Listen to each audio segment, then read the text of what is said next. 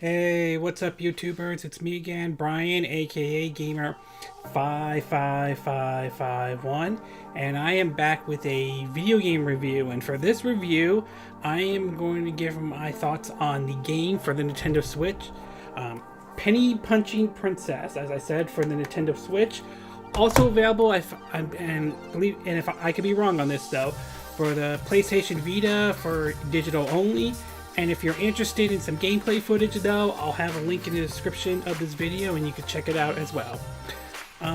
Since last year, NIS America certainly has started to throw their support behind the Nintendo Switch lately with a lot of their games. Their first one, of course, is Disgaea Complete, a port of the PS4 game, and I believe it was also on PC as well, with all of its DLC content, and that did very well, along with it other games too. And I think and of course there are also an upcoming game as well, SNK Heroines as well. So it appears as though NIS America is really supporting the Nintendo Switch, and so their latest one, at least as far as I'm aware of, is there's this one right here, Penny Punching Princess.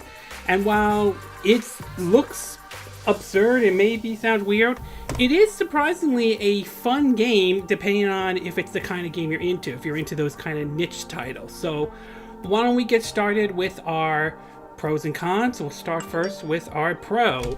Alright, so let me get that out. Alright, so we'll first start off with the pro, and I will say the first one is the visuals though. I love the retro style visuals they went with for Penny Punching Princess though. It has sort of a little bit of that 16-bit graphics to it though, so it adds a really nice retro style art style to it. So in terms of the visuals, love the retro style art style.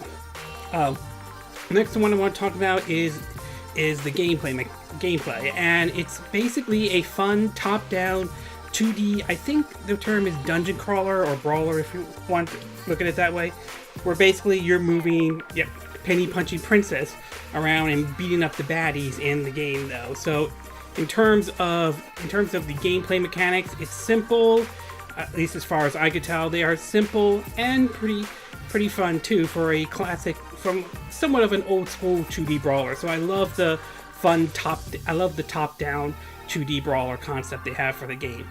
And last but not least is the main selling point of the game. This is the big concept, is the whole bribe your enemies. So basically during the course of each and every level, you pick up currency, and you can use that currency to basically bribe either the enemies or bribe maybe any of the booby traps, and use it to take out the other enemies and so on. So the whole idea is strange, but it also is a very interesting concept, and I love this whole idea.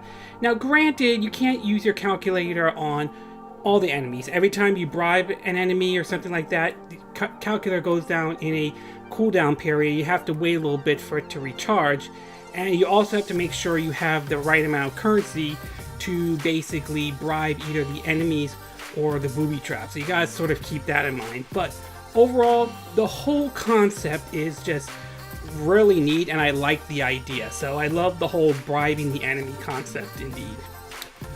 Okay, we're going to take a quick break, and when we get back, we're not only going to get to part 2 of the cons, part 2, which is the cons, sorry about that, and also my thoughts on Avengers Infinity War. So I'll give you my thoughts about that one as well. So we'll take a quick break, and we will be right back.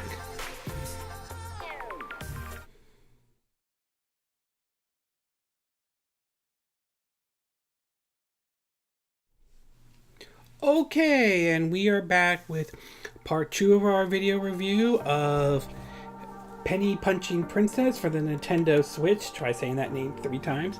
So now that I gave you my pros and what I did like, why don't we start with the cons? I want to go to the cons now. And as far as cons goes, there's only 2 that I could come up with for Penny Punching Princess. So the first one we want to talk about is the difficulty though.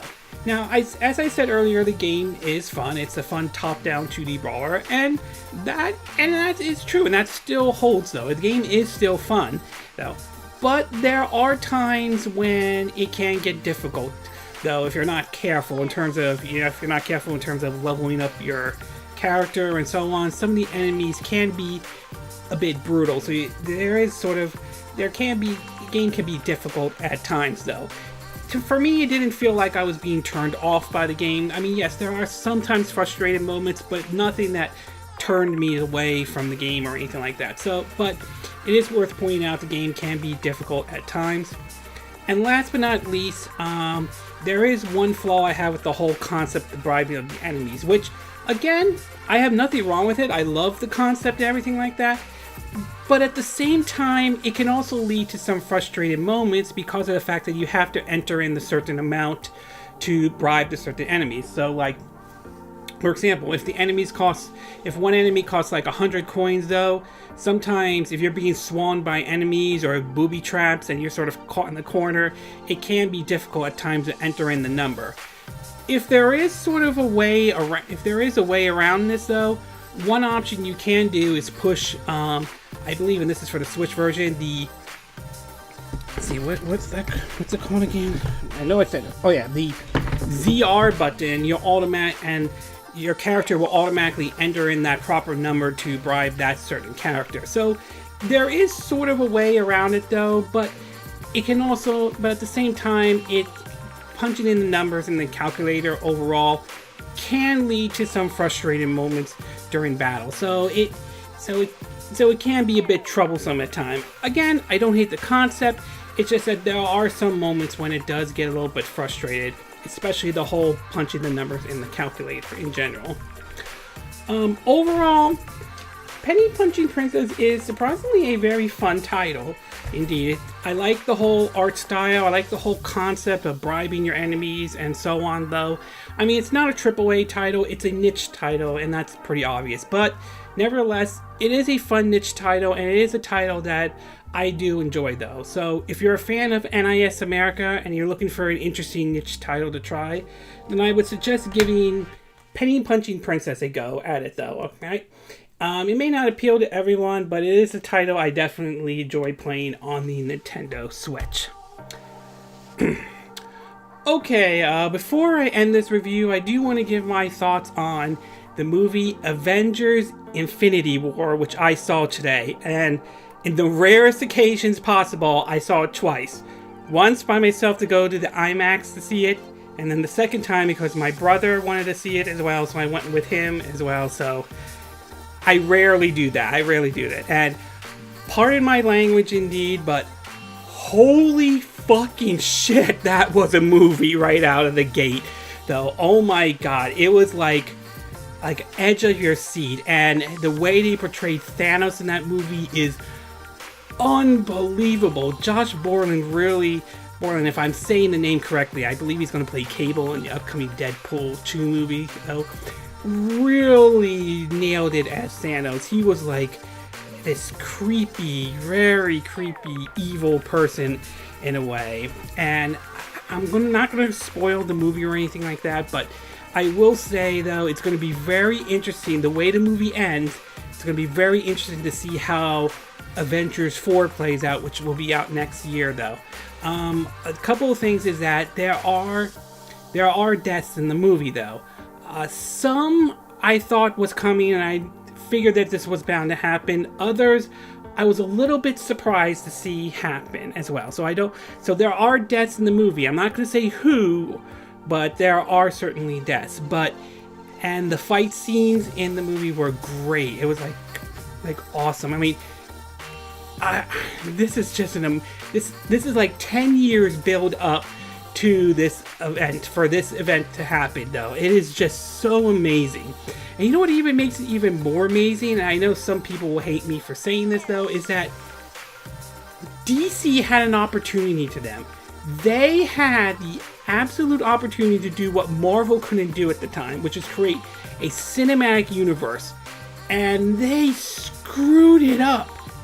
Big time, though. I mean, what Warner Brothers seem to have forgotten, and what even Universal seemed to have forgotten with their Dark Universe, is that this took time. Marvel took their time. They didn't rush out of the gate or anything like that.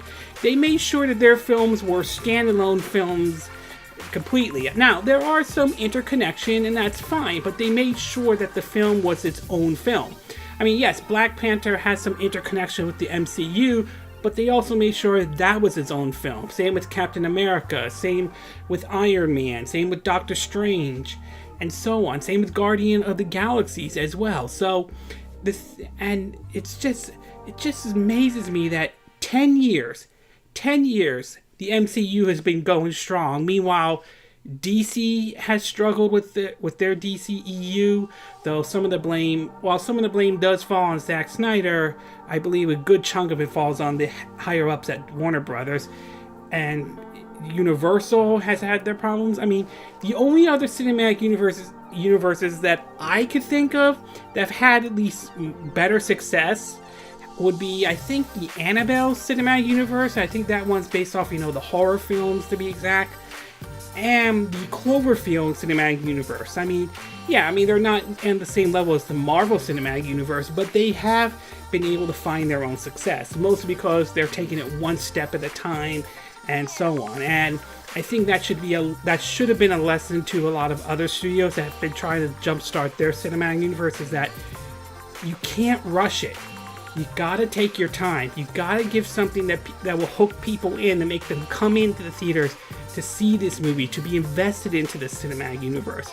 And Marvel did what others couldn't do. And the movie is just amazing. I mean, it really is, though.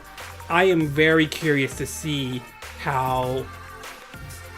where Ant-Man and the Wasp, which I believe that's the next Marvel movie, what place that takes, including Captain Marvel, and I'm very curious to see how Avengers 4 plays out. So overall, this is a movie worth seeing. If you invested for a long time in the last 10 years in the MCU, I highly recommend you see this movie. It is worth it, though. Okay, this concludes this video review of Penny Punching Princess for the Nintendo Switch, and my thoughts on Avengers Infinite War. And again, these are my opinion. What are yours? What are your thoughts about Penny Punching Princess, though? Is it the kind of game that interests you? Is it the kind of game you're glad that's on the Nintendo Switch? Does it not interest you at all? Are you into these kind of niche games and you're not a huge fan of this? And what about Avengers Infinite War? Did you see it yet? Did you enjoy it, though? Do you think the movie's good, or do you think some people are overhyping it a little too much? Do you agree with what I said in this video? Do you disagree? Do you have a difference of opinion? As always, sound off in the comment section below. Let me know what you think. I hope you hit that like button. I would appreciate it. And I hope you do subscribe to my YouTube channel. Also, feel free to share this video if you want to. And feel free to donate to my channel if you would like. If you want to, though. It can be to PayPal me or Patreon. Links are in the description of this video.